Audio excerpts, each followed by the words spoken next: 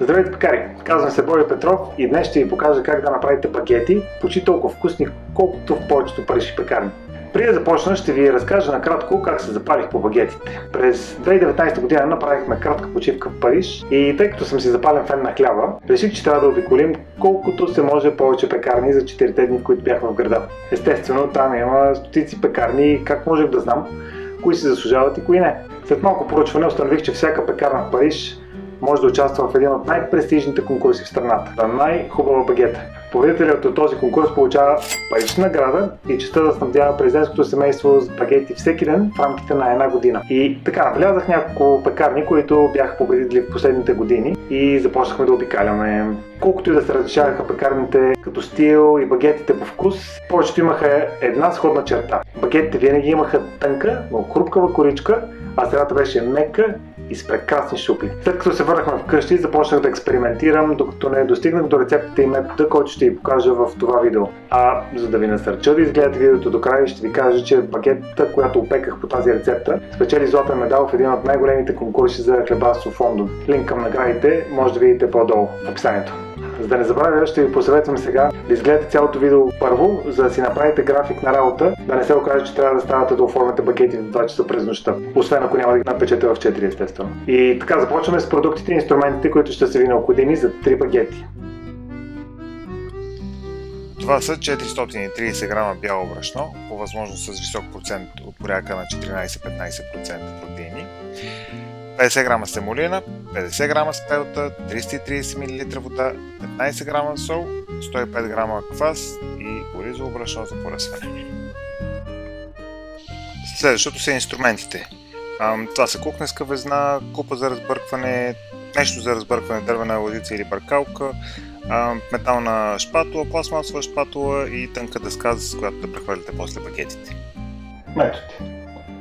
Това е най-важната част на видеото, затова ви съветвам да гледате внимателно и да не прескачате части, за да не изпуснете нещо, което ще промени приготвянето на вашите багети. В купата или кутията се смесват брашната. Не ги пресявайте, просто ги разбъркайте, така че да изглеждат равномерно смесени. Изсипете водата в кваса или обратното, както ви е по-удобно, според посудата, която ползвате, и добавете солта. Разбъркайте добре до почти пълно разтваряне на солта и добавете към брашното. Забележете, че за багетите не правя автолиса, директно смесвам всичко. Разбъркайте добре и оставете сместа да почине 10-15 минути. Работете чисто, за да не ви се получават изсъпнали парчета тесто по купата и приворите, които са хем трудни за почистване, хем неприятни, ако се смесят с готовото тесто. След като минат 10-15 минути, пренесете тестото отново до получаване на по-гладка смес.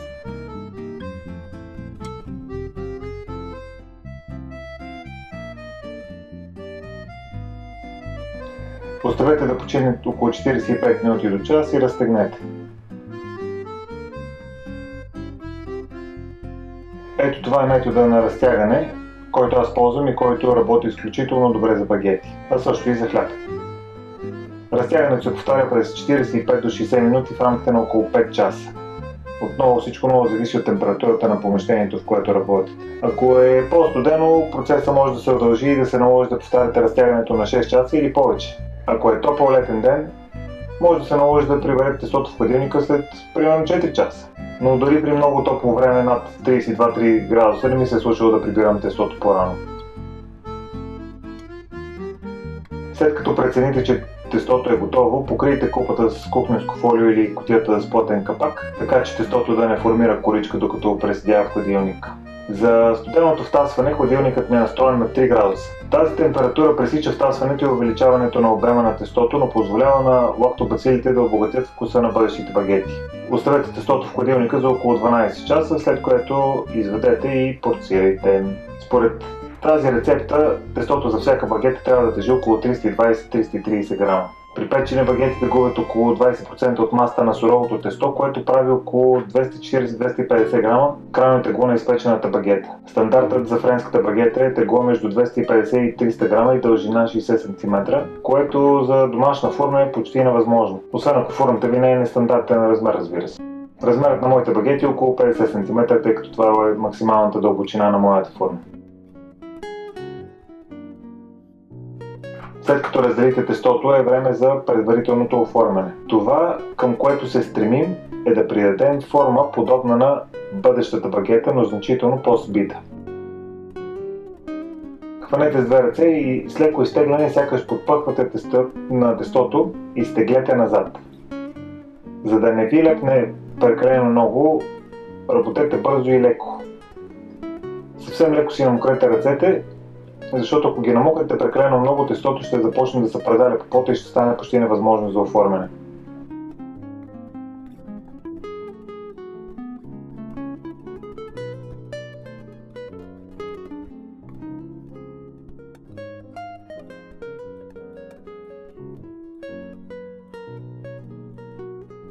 След като оформите, оставете тестото да почине около 20 минути.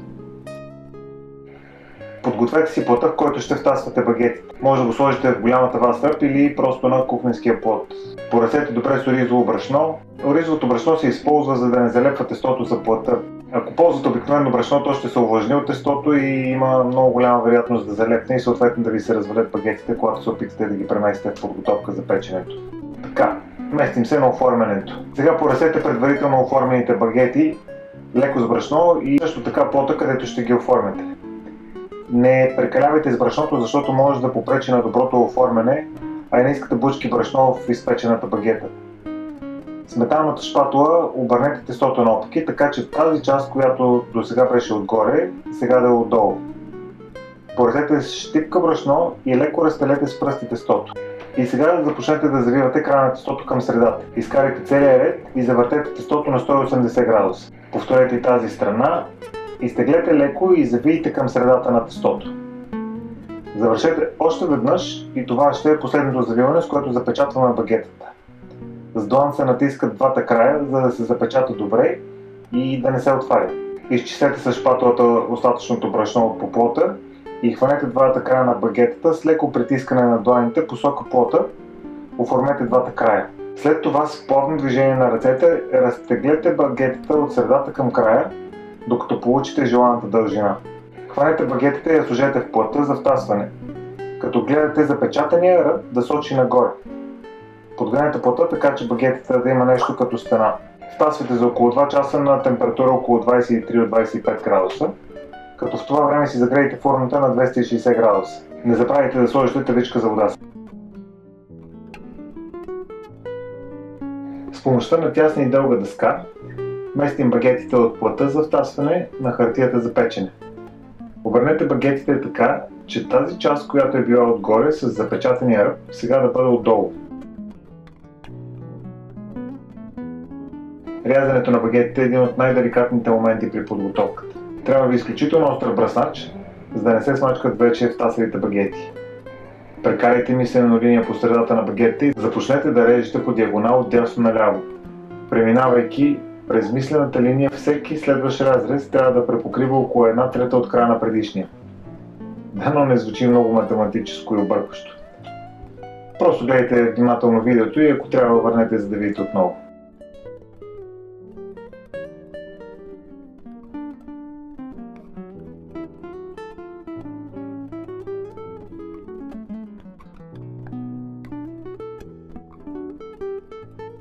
За съжаление нямам видео от поставянето във формата, но следвайте следните инструкции и съм сигурен, че ще имате успех. Сложете багетите и ако водата от тавичката се е изпарила, добавете около 100-150 мл отново, за да може да се образува пар.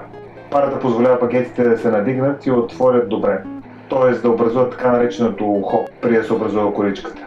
Печете около 12-13 минути на 205 градуса без вентилатор, след което увеличете температурата на 225 до 230 градуса за около 5-6 минути. Извадете багетите и оставете да се охладят на някаква решетка, така че да не се увлажни дъното. И ето това е крайният продукт. Хрупкава багета, която няма търпение да бъде изядена.